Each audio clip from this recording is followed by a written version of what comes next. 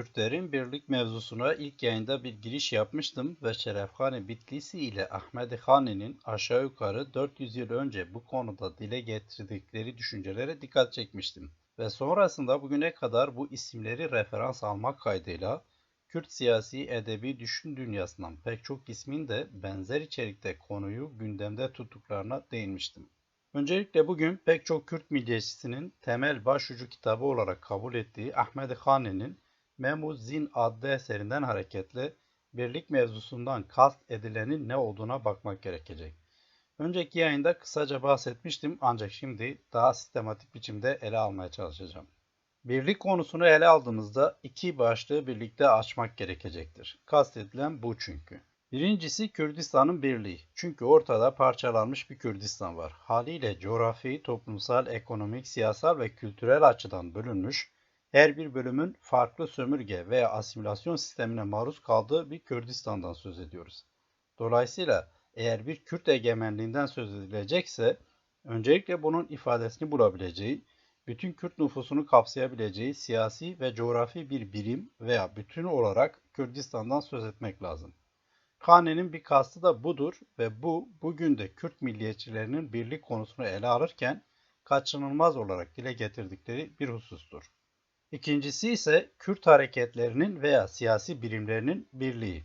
Ahmedi Hani de Şerefhane Bitlisi gibi Kürtlerin ortak çıkarlarını esas alan ve böylece Kürtleri bir araya getirebilen siyasi bir iradeye vurgu yapıyordu ve Kürtlerin bu konudaki zaaflarına dikkat çekiyordu. Örneğin Hani'ye göre bir Kürt kralı veya krallığı tahayyül ettiği Kürt birliğinin veya bir siyasi bütün olarak Kürdistan'ın varlığı için vazgeçilmez temel bir şarttı. Anlaşılacağı üzere birlikten kastedilen iki mevzu yani Kürdistan'ın birliği ile bu birliği sağlayacak olan politik birim veya hareketler bağlantılıdır. Kürt birliğinin sağlanması için Kürt örgütlerinin bir birlik stratejisine sahip olmaları gerekiyor. Kürdistan'ın birliğinin böyle bir politik iradeye ve girişime ihtiyacı var. Hatta en önemli şarttır. Bununla birlikte Kürt hareketlerinin varlığı ise ille de bir ortak Kürdistan tahayyülüne ihtiyaç duymaz. Çünkü 20. yüzyıldaki ve bugünkü Kürt hareketlerine bakıldığında bunu görebiliyoruz. Ayrıca şu hususa değinmeden geçmek istemem. Aslında burada dikkat çektiğim birlik mevzusu ve bununla kastedilenler sadece Kürt milliyetçiliğine özgü değildir.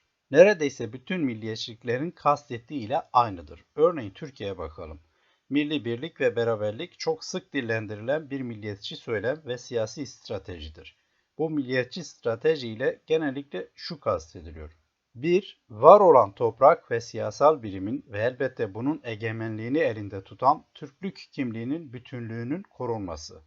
2. Bu ana gaye için hangi fikirde, partide hatta inançta olursa olsun herkesin ama Türklük kimliği altında mutabakata varmış olan herkesin bir ve beraber hareket etmesi, seferber olması.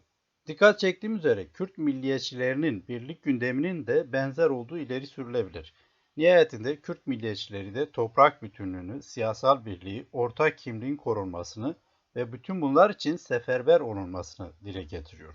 Ancak yine de bir farka dikkat çekmek gerekebilir. Her şeyden önce Kürtlerin etrafında bütünleştikleri ya da zaten kontrollerinde tutup yönetebildikleri ve dolayısıyla korumak için seferber olacakları bir toprak bütünlükleri veya bu anlamda daha doğrusu devletleri yok. Ve hatta bu durum ortak bir Kürt kimliğinin tahayyülü için bile sorun edilebilir. Burada Kürt milliyetçiliğinin birlik stratejisi olmayan şeyin devlet ya da benzer bir siyasi otoritenin kurulması veya elde edilmesi için bir gayreti ve seferberliği ifade eder. Peki hem teritoryal anlamda hem de politik anlamda bir coğrafi bütünlük tahayyülünü hem de bunun için seferber olacak politik birimlerin oluşturulması arzusunu içeren Kürt birliğinin gerçekleşmesi mümkün müdür? Muhtemelen bu soruya evet ve hayır yanıtları ilk elden birçok gerekçe üzerinden verilebilir. Ancak bunu yapmak yerine konuya biraz daha detaylı bakmakta fayda var. Kürdistan'dan başlayalım ya da hangi Kürdistan? Öncelikle bu mevzuyu gündeme getiren ilk isimlerden Ahmedi Hani'nin zamanına bakalım. Bilindiği gibi İran Safevi İmparatorluğu ile Osmanlı İmparatorluğu arasındaki savaşların neticesinde 1639 tarihli Kasr-ı Şirin Anlaşması imzalanmış ve bu anlaşma iki imparatorluğun sınırlarını kesinleştirmişti. Bu sınır aşağı yukarı bugüne kadar korunan sınır, yani Türkiye-İran sınırı. Bu şu demekti: Kürdistan'ın ikiye bölünmesi. Aradan yüzyıllar geçti. 1920'lere gelindiğinde Osmanlı İmparatorluğu çökmüştü. Hüküm sürdüğü Irak'ta İngilizler, Suriye'de Fransızlar, İran sınırlarında da Ruslar vardı. Bu bölgeler Kürdistan'ın 3 parçasını kapsıyordu ki bunlar daha önce Osmanlı tarafından kontrol ediliyordu. Bu dönemdeki mücadeleler neticesinde yeni Türkiye kuruldu. İlk olarak Fransızlar 1921'deki anlaşmayla Mustafa Kemal'in yeni Türkiye'si ile anlaştı ve böylece Türkiye-Suriye sınırı büyük oranda netleşti. Daha sonra örneğin Hatay gibi bazı pürüzler de giderilecekti. 1923'teki Lozan ve ardından 1926'daki Musul anlaşmalarıyla da Türkiye'nin Irak sınırı ve elbette Suriye sınırı uluslararası anlamda da onaylanacaktı. Böylece daha önce var olmayan 3 devlet ortaya çıktı: Türkiye, Irak ve Suriye. Bu 3 ülke Kürdistan'ın 3'e bölünmesi demekti. Bir parçası zaten İran'ın kontrolündeydi.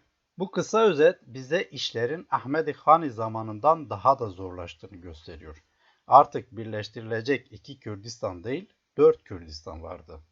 Peki bu gelişmeler yaşanırken ve sonrasında, hatta bugün Kürdistan'ı birleştirmek veya kurmak için çabalar oldu mu? Oldu elbette ve bu çabalardan hareketle nasıl bir Kürdistan'ın amaçlandığı da görülebilir. Osmanlı'nın son zamanlarındaki veya Türkiye, Irak ve Suriye'nin kurulduğu zamanlardaki ilk dönem Kürt milliyetçilerinin projelerine bakıldığında aslında ortada çok farklı Kürdistan tasarımları ya da tahayyülleri vardı. Örneğin Osmanlı dağılırken ve pek çok millet bağımsızlık için çabalayıp devletlerini ilan ederken Kürt milliyetçiliği son derece zayıftı ve var olan milliyetçiler arasında, Kürt milliyetçileri arasında bağımsızlıkçı eğilimi temsil edenler de bir bakıma azınlıktı. Bu eğilim hazır Osmanlı dağılmışken diğer pek çok devlet gibi Kürdistan'ın bağımsızlığının ilanını öngörüyordu. Ancak bu öngörü daha ziyade bugünkü Türkiye, Irak ve Suriye'yi kapsıyordu. Yani aslında İran'da kalan parça pek de söz konusu değildi ve bu haliyle bile ilk dönem Kürt milliyetçilerinin tahayyül ettikleri biçimiyle birleşik bağımsız bir Kürdistan tasavvuru düşünülmüyordu. Bununla birlikte yeni bir konjüktür ve aktörler söz konusuydu. Osmanlı dağıldıktan sonra böyle bir Kürdistan'ın kurulması her şeyden önce Fransa, Rusya, İngiltere ve elbette Türkler, İranlılar ve Araplarla çetin bir mücadele ve müzakere demekti. Yani daha en başta çoklu aktörler ve mücadele dinamikleri söz konusuydu. Ancak çok geçmeden belirttiğim gibi 1920'lerde Türkiye, Irak ve Suriye'nin sınırları çizilmeye başlamıştı. Bu durumda bu kez farklı Kürdistan tasavvurları ortaya çıkmaya başlamıştı. Örneğin Bedirhan ailesinin Kürdistan projesi pratikte Türkiye'deki kısmı kapsıyordu. Nitekim Celadet Bedirhan'ın İngilizlerle yürüttüğü görüşmeler bu çerçevedeydi. Bununla birlikte daha statüsü tam netleşmemiş Irak'ı kapsadığı da belirtilebilir. Özellikle Musul meselesi bu çerçevede değerlendirilebilir. Ancak bu bir bütün olarak Kürt milliyetçiliği davasının önemli aktörlerini barındıran Bedirhan ailesinde bile aslında farklı Kürdistan arayışları söz konusuydu. Mesela Abdurrezzak Bedirhan Rusya ile ilgileniyordu ve onun Kürdistan'ı Türkiye bölümünde ve Rusya'nın destekleyip kollayacağı bir alanı kapsıyordu. Peki burası neresi? Tam olarak tahayyül etmek çok zor. Celadet Bedirhan'ın Kürdistan mücadelesine yine dönersek, bu kez 1926-1930 yılları arasında süren Ağrı Dağı isyanına bakılabilir. Bu isyanın askeri liderliğini İhsan Nuri Paşa yapmıştı ve Ağrı-Van bölgesindeki pek çok aşiret de destek vermişti. Sert biçimde bastırılan Şeyh Said isyanı sonrasında bu isyan patlak vermişti. İsyanın politik sorumluluğunu ise Hoybun Cemiyeti üstlenmişti. Cemiyetin başkanı ise Celadet Ali Bedirhan idi. Haliyle Hoybun ile Bedirhan'ın tahayyül ettikleri Türkiye'deki parçayı kapsayan bir Kürdistan idi. Hatta diğer parçalara karışmayacaklarına dair taahhütleri de vardı. Hoybun'dan önce Türkiye'deki Kürtlerin mücadelesi için boy göstermiş olan Azadi Cemiyeti'ne şimdi bakalım. 1920'lerin başında kurulduğu belirtilir. Lideri Osmanlı subayı olan ve 1. Dünya Savaşı sırasında Osmanlı için savaşan Cibranlı Halit Bey'di. Cemiyetle ilgili çok az şey bilinir ancak yine de şunlar söylenebilir. Aslında Türkiye'nin kuruluş aşamasında Kemalistlere destek vermiş, Kemalistlerin verdiği belirtilen özellik statüsüne razı olmuş, Ancak 1923'teki Lozan Anlaşması sonrasında Musul'un da terk edilmesi ve Kürtlere verildiği belirtilen sözlerin yerine getirilmemesi üzerine ortaya çıkmış tepkisel bir hareketten söz edilebilir. Yine de bazı kaynaklara göre Azadi Cemiyeti'nin amacı bağımsız bir Kürdistan'dı. Ama Türkiye parçasını kapsayan ve belki de Musul'u da içerebilecek şekilde genişletilebilecek bir Kürdistan. Bu cemiyetle bağlantılı olarak bilinen en önemli olay 1925'teki Şeyh Said isyanıdır. İsyan yeni kurulmuş Türkiye'yi epey sarsmıştır. Ancak kısa sürede bastırılmış ve Türkiye'nin Kürt inkarına dayanan ve hala da süren siyaseti de bu dönemden itibaren belirgin biçimde uygulanmaya başlamıştır. Aslında sözünü ettiğim Azadi Cemiyeti ve Şeyh Said isyanını yürütenler şayet Kemalistler verdikleri illeri sürülen özellik sözlerinde dursalardı veya isyan sırasında bu konuda bir müzakereye otursalardı bağımsızlık değil otonomiye razı olurlardı. Hamit Bozarslan'ın ifade ettiği biçimiyle söylersem Osmanlı zamanındaki gibi zımni anlaşma çerçevesinde bu anlaşmanın temelini oluşturan din kardeşliği çerçevesinde ve elbette özerk haklarını koruyacak biçimde Kürtler Türklerle birlikte kalmaya razı idiler. Ancak Türklerde durum epey değişmişti ve Kürtler bunu anladıklarında ise iş işten geçmişti. Kısaca Azadi Cemiyeti ve Şeyh Said isyanı için bir Kürdistan'dan bahsedilecekse eğer, bu en fazla Türkiye'deki parçayı kapsayan bir tahayyül idi. Şimdi birkaç yıl daha geriye gidelim. 1921'de Sivas ve Dersim'in bir bölgesini kapsayan Koçgiri bölgesinde isyan patlak vermişti. Buna bakalım. Bu isyanı yürütenlerin dağılan Osmanlı'dan geriye bir bağımsız Kürdistan kurma amacı güttükleri belirtiliyor. Ancak aynı zamanlarda kurulan Türkiye'ye karşı mücadelede epey zayıftı bu isyan ve aynı şekilde şartların müzakeresini isteyen, dolayısıyla bir tür otonomiye açık bir politik irade de vardı. Kaldı ki bu isyanı yürütenler Kürt Alevilerdi ve Sünni Kürtlerden de destek görmedikleri gibi. Haliyle sadece Türkiye'deki Kürdistan parçası düşünüldüğünde bu isyan burada yaşayan bütün Kürtleri kapsamadığı gibi tam olarak tahayyül edilen otonom veya bağımsız Kürdistan'ın da nereleri kapsadığı da belli değil. Benzer bir durum bu arada Şeyh Said isyanı için de geçerlidir. Bu isyan sırasında da Alevi Kürtler destek vermemiş ve hatta bazı yerlerde Kemalist devletten yana tavır almışlardı. Bu iki inanç grubuna mensup Kürtlerin ayrışan tutumları Ağrı ve Dersim isyanları sırasında da görülmüştü. Yani tahayyül edilen Kürdistan'ın coğrafi sınırları gibi toplumsal sınırları da belirsizdi. Bu vesileyle 1937-38'de Dersim'de olup bitenlere bakıldığında da durum bütün bahsettiğim örneklerden farklı olmuyor. Evet, Türkiye'deki Kürdistan parçasında yani Türk Devleti kurulduğunda pek çok Kürt isyanı söz konusu oldu ve hepsinde de Kürtlük kimliği belirleyicidir. Yani Kürt olarak uğradıkları haksızlığa karşı isyan ediyorlardı ve talepleri vardı.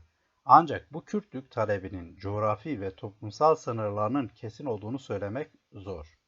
Bütün bu Kürt kalkışmalarının, isyanlarının yanı sıra özellikle Osmanlı'nın dağıldığı Birinci Dünya Savaşı sırasında esas Kürt kitlesini oluşturan aşiret ve şeyhlerin kontrol ettiği Kürtlerin tutumu ise bambaşkadır. Bunlar için zaten milliyetçi bir tasavvur söz konusu değildi. Onlar daha ziyade Osmanlı zamanında olduğu gibi din kardeşleri Türkler ile kader birliği içinde halifeliği ve devleti kurtarmakla ilgileniyorlardı. Öyle de yaptılar. 1970'lere gelindiğinde Kürt milliyetçiliği Türkiye'de yeniden canlandı. Pek çok örgüt ortaya çıktı. Bu örgütlerin neredeyse tamamı Türkiye ile sınırlı bir özel Kürdistan programına sahipti. Ancak aralarından sıyrılıp varlığını bugüne değin koruyan PKK hariç. PKK 1990'ların başına kadar bağımsız Birleşik Kürdistan hedefini savunuyordu. Ancak faaliyet alanı Türkiye'deki Kürdistan parçasıydı. Türkiye'deki meseleyi çözdükten sonra diğerlerine girişeceğini hesaplıyordu. Ancak işler hesapladığı gibi olmadı. Türkiye ile giriştiği sert mücadelenin deneyimiyle hedefini değiştirdi. 1990'ların başından bugüne PKK, Türkiye Kürdistanı için özerklik talep ediyor. Kendisine yakın örgütler vasıtasıyla aynı amacı İran ve Suriye'de de güdüyor.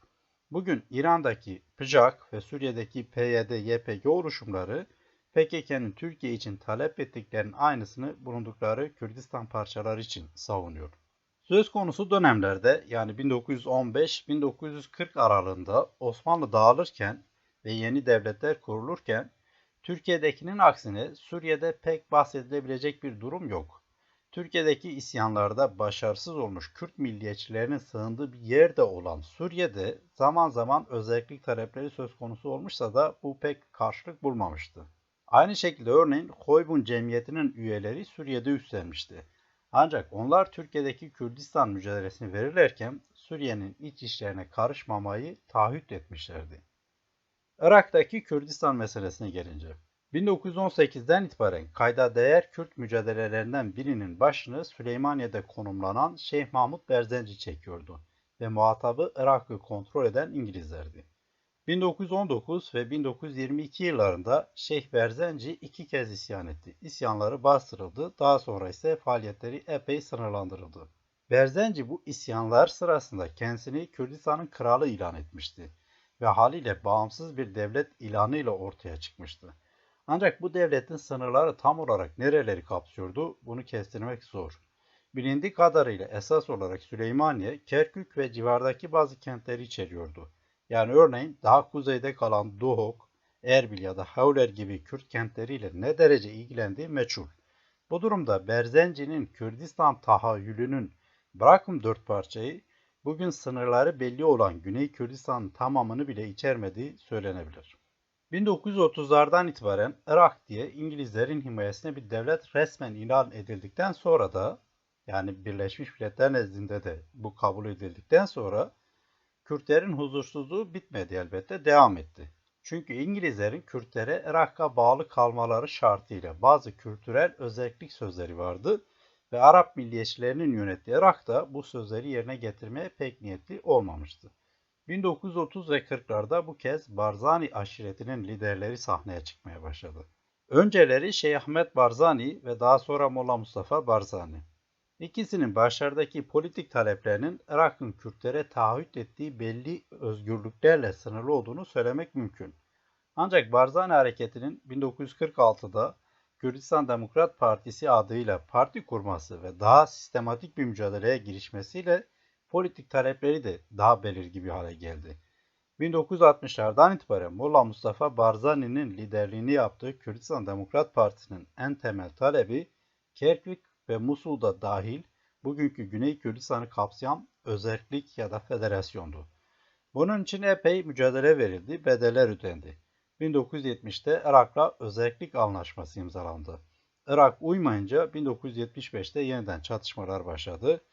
Nihayetinde Kürdistan Demokrat Partisi ağır bir darbe aldı. Molla Mustafa Barzani 1979'da öldü. Yerine oğlu Mesut Barzani geçti. Bu arada 1975'te Celal Talabani liderliğinde Kürdistan Yurtseverler Birliği kuruldu. Bu oluşum Kürdistan Demokrat Partisi'nin içinden çıkmıştı ve ona muhalifti. Ancak Kürdistan Demokrat Partisi ile Kürdistan Yurtseverler Birliği'nin temel gündemi Irak'ın 1970'teki özellik anlaşmasına uyması ile ilgiliydi. Saddam Hüseyin 1987-1988'de Halepçe dahil Enfal soykırımını yaptı. 200 bine yakın Kürt'ü öldürdü. 1991'de Batılı devletler tarafından Kuveyt'i işgal ettiği için yenilgiye uğratıldı. Kürdistan bölgesi böylece uçuşa yasak bölge ilan edildi. 1991'de Kürdistan Parlamentosu, 1992'de Kürdistan Federasyonu ilan edildi. Fiili olarak yönetilen federasyon 2003'te Saddam Hüseyin'in devrilmesiyle birlikte resmiyet kazandı ve bugün Kürdistan bölgesel yönetimi var. Bütün bu süreçler boyunca Güney Kürdistan'daki Kürt hareketinin Kürdistan tahayyülü hiçbir zaman hareket ettikleri sınırın ötesine geçmedi. Üstelik Molla Mustafa Barzani 1946'da kurulan ve 6 ay sonra yıkılan Mahabat Kürdistan Cumhuriyeti'nin yani İran'daki Kürdistan parçasında bir Kürt oluşumunun kurulmasına dahil de olmuştu. İran'daki Kürdistan'a gelince 1920'li yıllarda Sımku Ağa adıyla bilinen Büyük Şikak aşiretinin lideri İsmail Ağa'nın faaliyetleri öne çıkar. Türkiye, Rusya ve İngilizlerle çeşitli temasları olan bu amaçla İran Kürdistan'ında kuracağı devlet için destek isteyen Sımku Ağa pek çok kez hükümet güçleriyle çatışmıştı. 1922'ye gelindiğinde neredeyse İran'ın denetiminde olan ve Kürt milliyetçilerinin bugün Doğu Kürdistan olarak haritalandırdığı bütün bölgede etkiliydi. Ancak bu tarihten itibaren yenilgiler de yaşamaya başlamıştı ve bir daha da eski günlerine dönemedi. Nihayetinde 1929'da İran'ın kurduğu bir tuzakta öldürüldü. Sımku Ağa'dan sonra İran'da da Türkiye'dekine benzer Jacoben milliyetçi ve Kürt inkarına dayanan bir rejim vardı. Şah rejimi. 1940'ların başına gelindiğinde İran'daki siyasi dengeler değişmişti. İkinci Dünya Savaşı başlamıştı. İki rakip güç olarak İngilizler de Sovyetler Birliği de Avrupa'da ortak şekilde Almanya'nın Nazi rejimiyle uğraşırken İran gibi Asya'da kendileri açısından kilit önemdeki bir bölgeyi de güvene almak istiyorlardı. Yani olası bir tehdit durumunu ortadan kaldırmak istiyorlardı. İngilizler güneyden, Sovyetler Birliği de kuzeyden 1942'de bu yüzden İran'ı işgal etti. Bu durum Kürdistan bölgesinde otorite boşluğuna yol açtı. Kürt milliyetçileri bu durumdan faydalanmak istiyorlardı. İngilizler her şeye rağmen müttefiki İran'ın bütünlüğünden yanaydı. İngiliz karşıtı Sovyetler Birliği ise İngilizlerin başarısızlığını istiyordu. Bu durumda Kürtlerin olumlu yanıt aldığı güç Sovyetler Birliği olmuştu. Sovyetler Birliği'nin de teşvikiyle Kürt milliyetçileri kurdukları Kürdistan Demokrat Partisi öncülüğünde ve Gazi Muhammed liderliğinde 1946'da Mahabat Kürdistan Cumhuriyeti'nin kuruluşunu ilan etti. Ancak bu konjüktürel durum çok sürmedi. İran yeniden toparlandı, Sovyetler Birliği 2. Dünya Savaşı'nın bitmesiyle geri çekildi ve sadece 6 ay sonra Kürdistan Cumhuriyeti yıkıldı. Aslında Kürdistan Cumhuriyeti kurulmadan önce de Gazi Muhammed'in ifadesiyle zaten Kürtler ortaya çıkan boşlukta bağımsızdılar ve devlet ilanı da sadece malumun ilanı olmuştu. Ancak bu devletin kapsadığı sınırlara bakıldığında tüm Kürt kentlerini içermediği de söylenebilir. Bununla birlikte elbette politik etkisi bütün İran Kürdistan'ını kapsıyordu. Hatta Irak ve Türkiye'deki Kürdistan'ı da.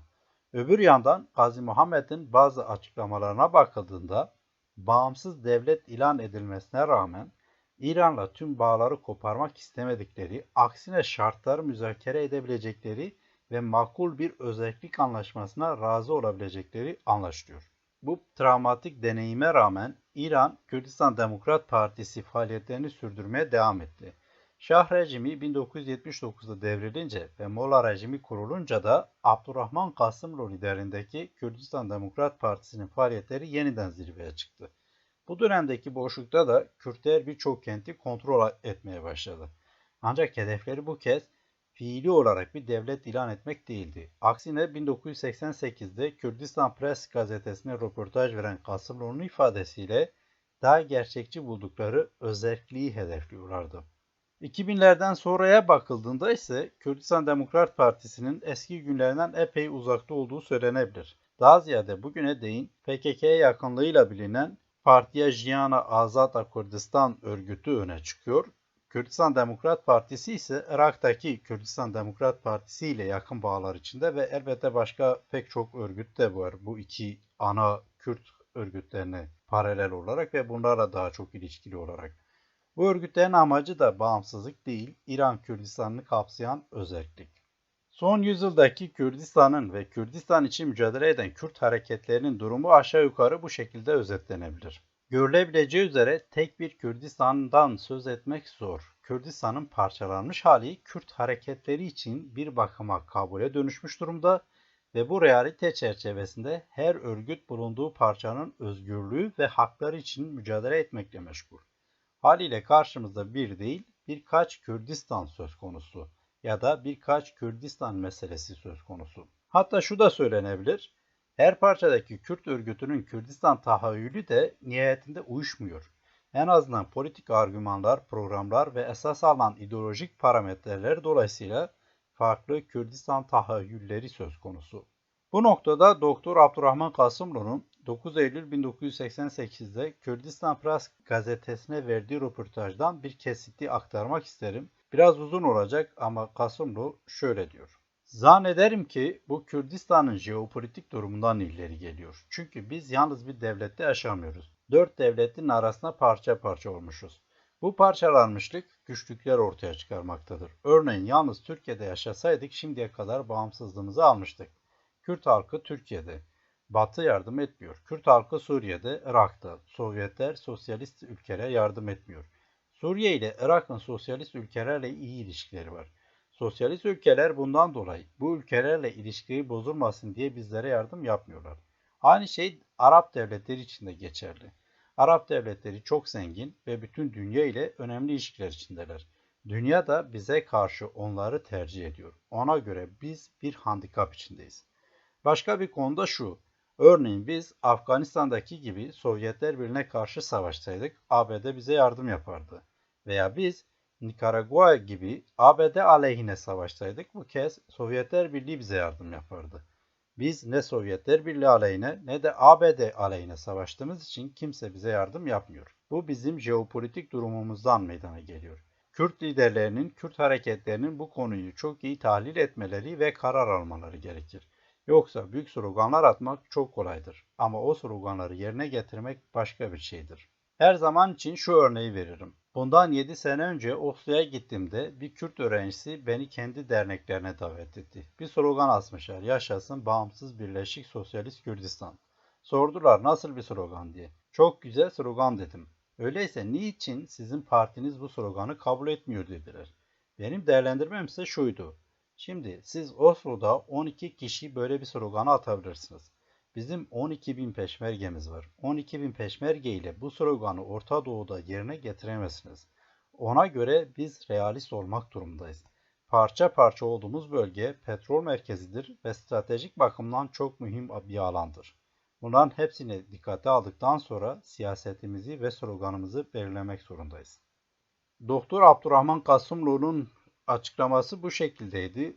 Kürdistan Press Gazetesi'ne verdiği röportaj bu şekildeydi ve bu röportajdan bir yıl sonra da ne yazık ki İran devleti tarafından bir suikast sonucu öldürülmüştü Viyana'da. Kasımlı'dan yaptığım uzun alıntı bu şekilde. Aslında tarif ettiği biçimiyle bütün Kürt örgütlerinin realist olduğu söylenebilir. Bu realizm gönüllerinde bağımsız Birleşik Kürdistan yatmasına veya geçmesine rağmen her birinin bulunduğu parçada otonomiye razı olmaları demekti. Bu rıza elbette gerçekte Kürdistan Birliği'nin hayal kalması anlamına geliyordu.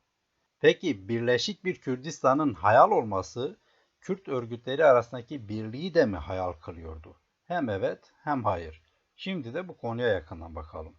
Öncelikle şunun altını çizmekte fayda var. Bahsettiğim bütün Kürt örgütlerinin deneyimi aradan geçen yüzyılın ardından her ne kadar Kürdistan'ın birliği hayal olarak kalmışsa da bu hayali gönüllerde canlı tutacak şekilde bir Kürt milli bilincinin ve kimliğinin oluşmasına, haliyle duyguda ve düşüncede bir bütün olarak Kürtlüğün inşasına hatırı sayılır düzeyde hizmet etmiştir. Yani coğrafi olarak birleşik bir Kürdistan kurulamamışsa da bilinç ve kimlik düzeyinde Sünni sınırları çoktan aşmış bir Kürtlük birliğinin oluşturulduğu söylenebilir. Bu hususun altını çizdikten sonra her biri bulunduğu Kürdistan parçasıyla meşgul örgütlerin, Kürt örgütlerinin birlik hallerine bakalım. Burada ilginç bir durumla karşı karşıya kalıyoruz. Tam da Ahmedi Han zamanında beri Kürtlerin mustarip olduğu bir durum söz konusu. Yani Kürt örgütlerinin birbirleriyle bitmek tükenmek bilmeyen çekişmeleri, gerilimleri veya nihayetinde çatışmaları. Bu nedenle bugün Kürt siyasi literatüründe brakuji yani kardeş katli diye bir söz var. Ne yazık ki Kürt örgütleri arasındaki ilişkilere bakıldığında yine son 100 yıl esas alındığında birlik ve dayanışma örneklerinden ziyade çatışma ve gerilim örnekleri çok daha fazla öne çıkar. Muhtemelen Molla Mustafa Barzani'nin 1946'da İran'daki Kürdistan Cumhuriyeti ile kurduğu ilişkiye benzer bir örnek göstermek çok zor. Bu örnek iki ayrı Kürdistan parçasındaki güçlerin askeri, siyasi, diplomatik alanda birlik oldukları ve ortak davrandıkları nadir bir örnektir. Aynı şekilde 2003'ten beri resmen kurulan Güney Kürdistan Federasyonu deneyiminde iki ana akım Kürt Partisi'nin, Kürdistan Yurtseverler Birliği ile Kürdistan Demokrat Partisi'nin ilişkileri eskinin epey nahoş günlerini geride bırakmış ve Kürtlerin birlik çabalarının güncel bir örneği olmuştur. Ancak eskiden kalan gerilimleri de elbette bugün sürüyor. Bunlar haricinde genellikle karşımıza çıkan Kürt örgütleri arasındaki gerilim ve çatışma oluyor. Bu gerilim ve çatışma hem aynı Kürdistan parçalarında faaliyet gösteren örgüt ve partiler arasında hem de ayrı Kürdistan parçalarında faaliyet gösteren örgüt ve partiler arasında yaşanmış ve yaşanmaya devam ediyor.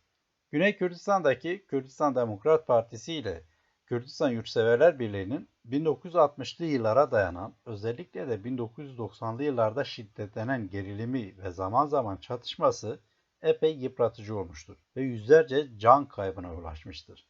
Bu iki partinin İran Kürdistan Demokrat Partisi ile çatışmalarının geçmişi de aşağı yukarı 1960'lı yıllara dayanmış ve 1980'li 90'lı yıllarda da sürmüştür. Aynı şekilde bu çatışmalar da yıpratıcı olmuştur. Kürdistan Demokrat Partisi ve Kürdistan Yurtseverler Birliği ile Kürdistan İşçi Partisi yani PKK'nın gerilim ve çatışmaları da 1980'lerin başından bugüne kadar devam ediyor. Özellikle 90'lı yıllarda bu örgütlerin giriştiği savaşlar, birbirleriyle yaptıkları savaşlar hala hafızalarda ve sonuç yine Kürtler açısından sadece kayıp olmuştur. PKK ile aynı Kürdistan parçasında siyaset yürüten Kürt örgütleri arasındaki çatışmalar da epey kanlı olmuştur. Özellikle 1970'lerin sonlarında ve 1980'lerde PKK pek çok Kürt örgütünü silahlı yöntemlerle etkisiz hale getirmiştir. Hakeza İran'daki Kürdistan Demokrat Partisi ile Komela örgütünün gerilim ve çatışmaları da diğer deneyimlerden farklı olmamıştır. Bu gerilim ve çatışmaların nedenleri esasında iki başlıkta özetlenebilir. Birincisi, Kürt hareketlerinin de dünyanın her yerinde olduğu gibi yekpare bir siyasi programa, ideolojiye, stratejik hedefe, içsel bütünlüğe vesaireye sahip olmaması. Bu örgütlerin kendi aralarında temsil ettiklerini düşündükleri siyasi, ideolojik ve düşünsel sebeplerden kaynaklanan gerilimleri her zaman vardı ve halen de var. Kaldı ki sadece iki veya daha fazla parti veya örgüt arasındaki bu tür gerilimlerin yanı sıra bizatihi kendi işlerinde yaşadıkları benzer nedenlerden kaynaklanan gerilim ve çatışmalardan da söz etmek mümkün. Konuyla ilgili ele alındığında ise bu durum, andığım Kürt parti ve örgütlerin her birinin çoğunlukla Kürdistan için en iyi projeye kendilerinin sahip olduğunu söyledikleri görülür. Tam da bu noktada neredeyse rakibini Kürt davasını satmakla, Kürdistan'ı olmamakla, ihanet ve işbirlikçilikle suçlanmayan bir Kürt örgütüne rastlamak mümkün değil. Bu gerilim ve çatışma nedeni oluyor. Bir diğer husus da bu örgütlerin etkili olmak için yani nüfus ve alan sahibi olmak için giriştikleri mücadelelerdir. Öbür yandan bu gerilim noktalarının bizatihi beslendiği liderlik iddialarıdır. Yani liderlik iddialarından kaynaklanan gerilimden söz etmek ayrıca mümkün. Özellikle son 30 yılda hangi aktörün tüm Kürtlerin çıkarlarını temsil ettiği ve dolayısıyla Kürtlerin ulusal lideri haline geldiği yönündeki bitimsiz ve tüketici tartışmalara rastlamak mümkün. Bu hususlarla bağlantılı olarak Kürt örgütlerinin gerilim ve çatışma halinde olmalarını izah etmek için ikinci bir hususa daha dikkat çekilebilir. Bu da bizatihi Kürdistan'ın parçalı olmasından, Kürt örgüt ve partilerinin de buna göre mücadele stratejilerini kurmalarından ve haliyle Kürdistan'ın parçalarını egemenlik altında tutan devletlerle kurulan ilişkilerden kaynaklanıyor. Ortada Kürdistan'ı kontrol eden tek bir devlet yok ve her bir parçada mücadele eden tek bir Kürt örgütü de yok. Genel olarak Kürdistan'ı kontrol eden devletler ortak Kürt meseleleri üzerinden hep mutabık ola geldiler. Ancak zaman zaman bölgesel dengelerin değişmesi, savaşların yaşanması, politik değişikliklerin gündeme gelmesi Kürdistan'ı kontrol eden devletleri de karşı karşıya getirebilmiştir. Hal böyle olunca Kürt örgütlerinin de bulundukları Kürdistan parçasının çıkar ve önceliklerini kollamak için rakip devletlerin gerilimlerinden faydalanmaya çalıştıkları söylenebilir. İşte bu noktada farklı parçalardaki Kürt örgütlerinin karşı karşıya gelmesi hatta çatışması kaçınılmaz bir hal alıyor. Bu husus muhtemelen Kürt örgütlerinin çatışmalı halinin en önemli nedeni olarak ileri sürülebilir. Dolayısıyla biraz daha somutlaştırmakta fayda var. Türkiye'deki Kürt meselesinin önemli gündem başlıklarından biri örneğin sınır ötesi operasyonlardır. Yani Türkiye işteki Kürt meselesini bastırmak için ve elbette komşu devletlerdeki Kürt meselesini de etkisiz kılabilmek için neredeyse 40 yıldır havadan ve karadan sınırların ötesine, özellikle de Güney Kürdistan'a çeşitli askeri operasyonlar yapıyor. Bunların mahiyeti ve sonuçlarını ayrı bir yayın dahilinde anlattım. Detaylara girmeyeceğim. Konuyla bağlantılı hususlara bakalım. Türkiye Kürt örgütleri arasında bahsettiğim gibi pek çok nedenden dolayı öteden beri var olan çelişkileri kullanmayı başardı ve sıcak çatışma hali dahil pek çok kere bu örgütleri karşı karşıya getirdi, çatıştırdı ve aralarındaki gerilimleri daha da derinleştirdi. Bundan dolayıdır ki ne zaman bir sınır ötesi operasyon olsa, özellikle de Güney Kürdistan'a dönük olunca, akabinde Kürt örgütlerinin karşılıklı sert açıklamalarını veya suçlamalarını görebiliyoruz. Bu örnekte PKK ve taraftarlarına bakıldığında KDP'nin Türkiye ile işbirliği söz konusu. Üstelik bunu ilk kez yapmıyor ve dolayısıyla Kürt davasına ihanet edip duruyor deniliyor. KDP ve taraftarlarına bakıldığında ise PKK'nın iddiaları asılsızdır. Kürdistan bölgesinin Türkiye'ye destek vermesi söz konusu değil. Aksine PKK'nın Güney Kürdistan'daki varlığı Türkiye'nin buraya operasyon yapmasını meşrulaştırıyor ve bu yüzden yaşanan yıkımdan PKK sorumlu deniliyor.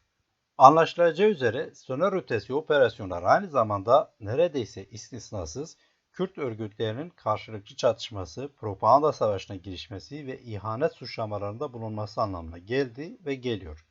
Üstelik örneğin bu örnekte PKK ile KDP ve YNK açısından 1980'in başından beri neredeyse değişmeyen argümanlar söz konusu. Bu husus oldukça önemli. Kanımca olayı karşılıklı ihanet suçlamalarından daha öte başka türlü değerlendirmek gerekecektir ve görülecektir ki aslında olup bitenler bir tür Kürt örgütlerinin veya siyasetinin tırnak içinde söyleyecek olursam normalidir. Şunu kastediyorum bu normal ile. Bahsettiğim gibi öteden beri Kürdistan'ın özellikle 3 parçasında Türkiye, Irak ve İran'ın egemenliğinde bulunan parçalarında Kürt örgütlerinin bir mücadelesi var. Hepsi de bulundukları ülkede bir şekilde meselenin çözümü için uğraştı. Uğraşıyor da. Bunu yaparken de aslında bir hususta yani birbirlerini ihanetle suçladıkları hususta neredeyse benzer şekilde davrandılar ve davranıyorlar. Yeri gelmişken Faysal Dağlı'nın 1994'te yazdığı Brakoji, Kürtlerin İç Savaşı adlı kitabı mutlaka okumanızı öneririm. Bu kitapta Kürt örgütlerinin yakın tarihte yaşadıkları anlaşmazlıkların ve çatışmaların detaylarını ve hatta kronolojisini bile bulabilirsiniz. Konuyla bağlantılı bir tür özet olarak biraz önce yaptığım gibi yine belli başlı ana akım Kürt örgütlerine bakalım. İran'da öteden beri örneğin İran Kürdistan Demokrat Partisi var ki son 20 yılda artık pek etkili değil. Irak'ta Kürdistan Yurtseverler Birliği ile Kürdistan Demokrat Partisi, Türkiye'de ise Kürdistan İşçi Partisi var. Çok da geçmişe gitmeden 1980'li yıllardan bu yana olup bitenlere bir bakalım. 1980'li yıllarda Irak'ta Saddam Hüseyin'e karşı mücadele eden Mesut Barzani liderliğindeki KDP İran'la ilişkiler kurmuştu. İran'da Molla rejimine karşı mücadele eden Doktor Abdurrahman Kasımlı liderliğindeki aynı isimli İran Kürdistan Demokrat Partisi'nin ise Irak'la ilişkileri vardı. Aynı durum Celal Talabani liderliğindeki Kürdistan Yurtseverler Birliği için de geçerliydi. Nihayetinde Irak ve İran arasında bir savaş yaşanıyordu 1980-1988 yılları arasında. Ama aynı zamanda bu iki devletin Kürtlerle de meseleleri vardı.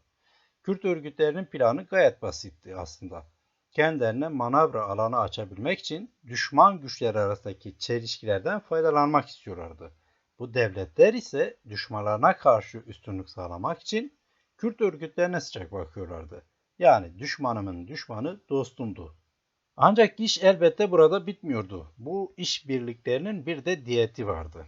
Yani Irak KDP'si yani Mesut Barzani liderliğindeki Kürdistan Demokrat Partisi Saddam Hüseyin'e karşı manevra alanı elde etmek için İran'la ilişkilenirken ve İran'da Saddam Hüseyin'i kendi Kürt meselesi üzerinde vurmak için bu işbirliğine yanaşırken öbür yandan ortada bir de İran Kürdistan Demokrat Partisi ve İran'daki Kürt meselesi vardı. İran bu yüzden Irak KDP'si ile işbirliğinin bir karşılığı olarak aynı zamanda kendisine karşı mücadele eden Kürtlerle mesafeli durmasını ve daha beteri onlara karşı mücadele etmesini istiyordu. En azından İran'ın saldırılarına karşı Irak topraklarına geçen İran KDP'sinin militanlarına müsaade etmemesini istiyordu Irak KDP'sinden. Aynı şey Saddam'la işbirliğine yanaşan İran KDP'si için geçerliydi. Saddam'ın istediği diyet de Mollaların istediğinden farklı değildi. Sonuç elbette kendi parçalarında varlıklarını korumak isterken ve bunun için düşman devletlerle işbirliği yaparken Kürt örgütlerinin karşı karşıya gelmesinin kaçınılmaz olmasıydı ve öyle de oldu. 90'lı yıllara gelelim. Saddam Hüseyin'in soykırımına maruz kalan Kürdistan Demokrat Partisi ve Kürdistan Yurtseverler Birliği 1991'den itibaren kontrol ettikleri bölgede fiili olarak özel bir yönetim ilan etmişlerdi. Bu yönetimi tehdit olarak algılayan sadece Saddam'ın Irak'ı değildi. Türkiye için de durum benzerdi. Öbür yandan Türkiye'nin baş etmesi gereken bir de kendi Kürt meselesi vardı. Bu durumda Güney Kürdistan'daki PKK'yı etkisiz kılmak isteyen Türkiye için Kürdistan Demokrat Partisi ve Kürdistan Yurtseverler Birliği ile yakınlaşmak, onları da kendi mücadelesine ortak ederek PKK'yı etkisizleştirmek mantıklıydı.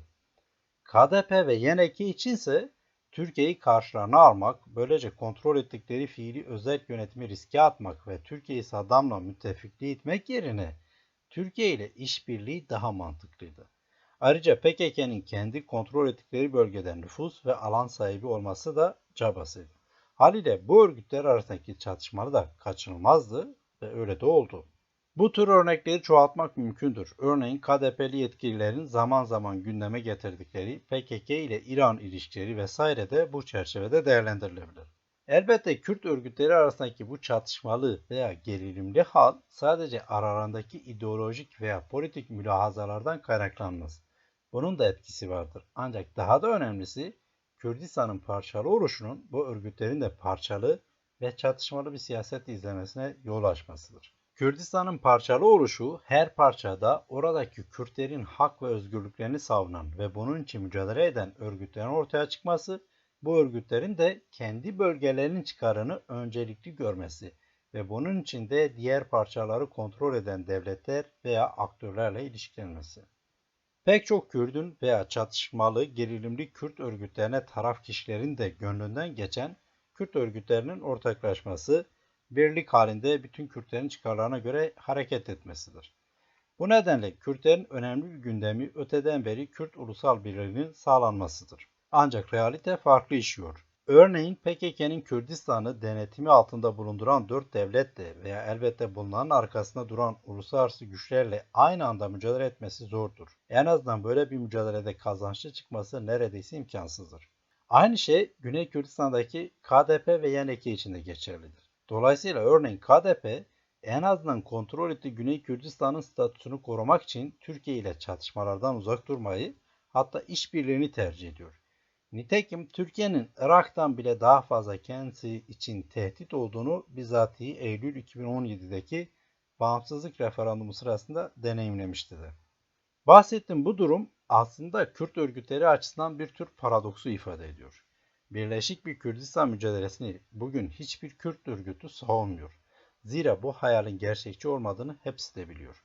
Bölgesel düzeydeki Kürdistan mücadeleleri ise bahsettiğim paradoksal durumu da içeriyor ve ortaya çıkan sonuç bahsettiğim gibi Kürt siyasetinin bir normali haline geliyor.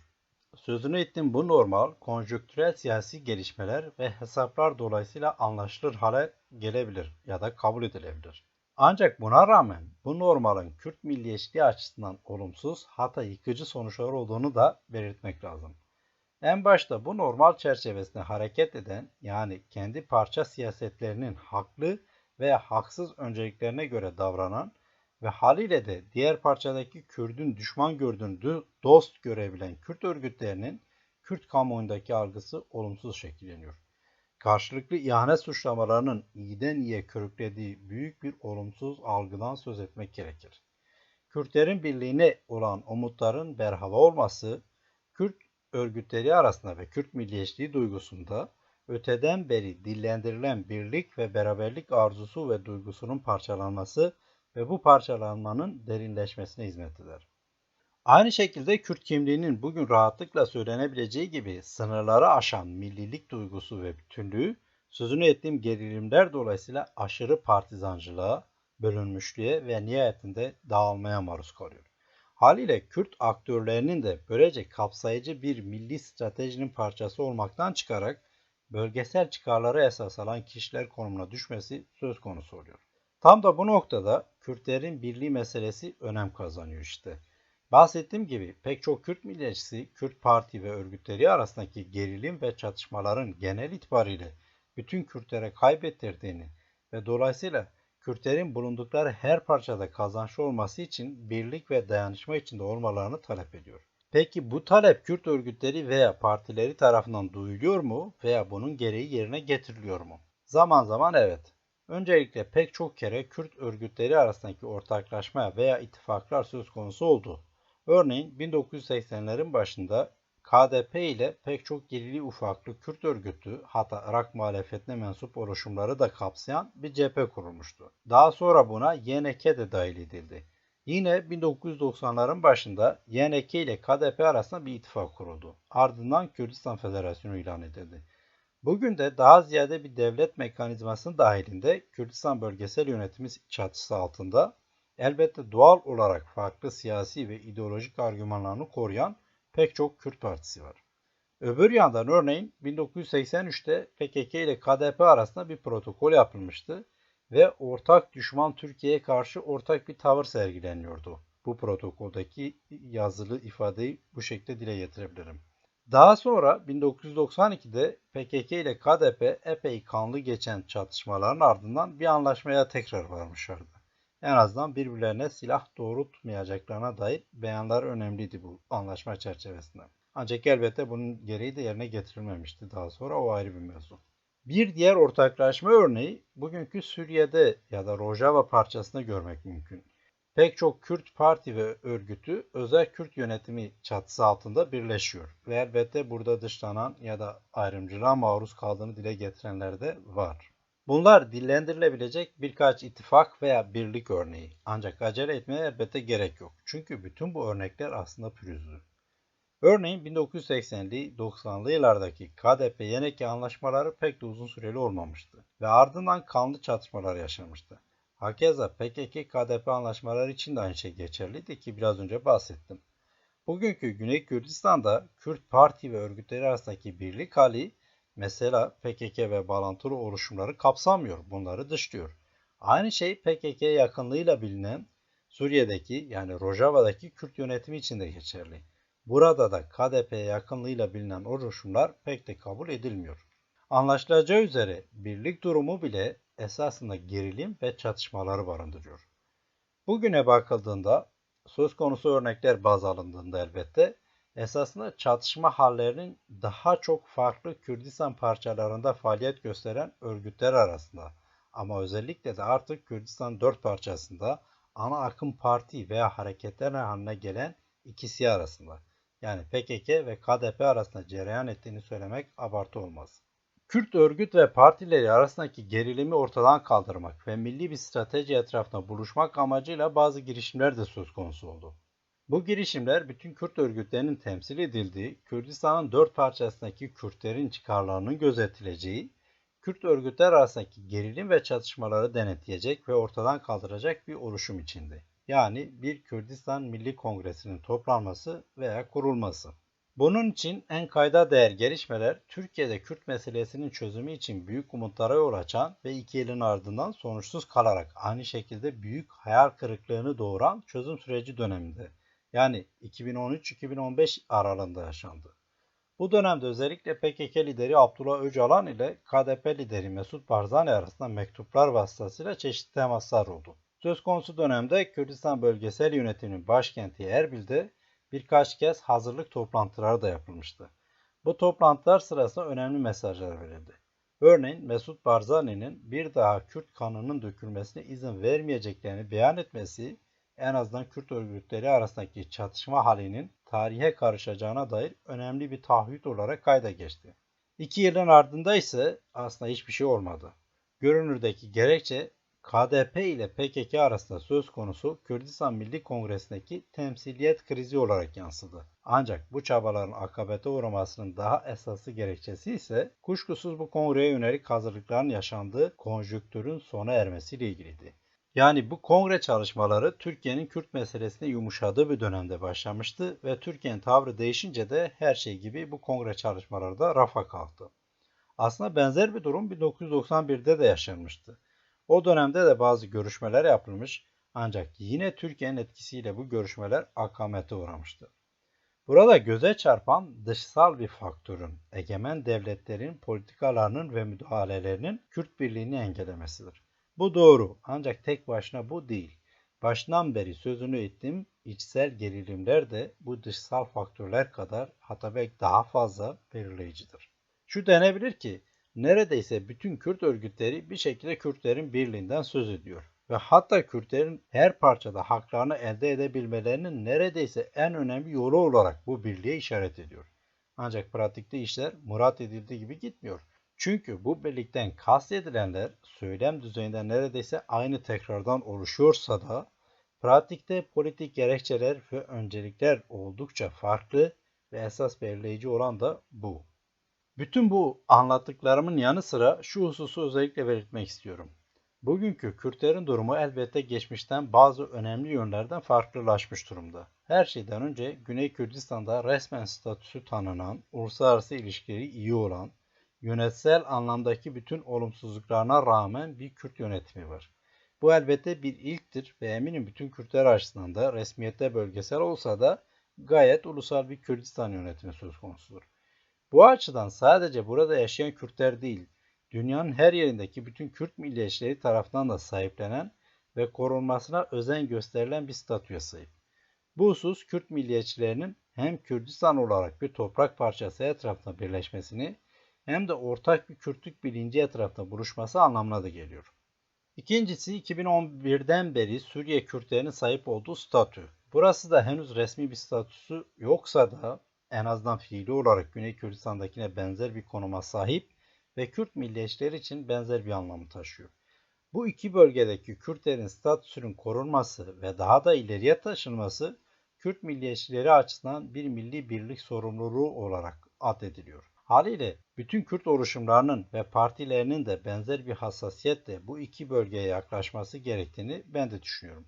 Hatta örneğin Türkiye ve İran'daki Kürt parti ve örgütlerinin yaptıkları ve yapacakları her türlü politik, askeri, diplomatik faaliyetlerinde bu iki bölgenin varlığına dair hassasiyeti her zamankinden daha fazla taşımaları ve buraları tehlikeye atacak her şeyden uzak durmaları gerektiğini söylemek isterim. Örneğin Türkiye ve İran gibi Kürtlerin her türlü kazanımını heba etmeye niyetli güçlerin bir bakıma kendilerine rağmen bu iki bölgede yaşanan gelişmeleri boğmalarına, sabote etmelerine imkan tanımamak, bir gerekçe sunmamak gerektiğini düşünüyorum. Öbür yandan bu iki bölgedeki gelişmelerin ve siyasi otoritenin bencilce davranmaması ve sadece kendi varlıklarını ve çıkarlarını öncelememeleri de gerekir.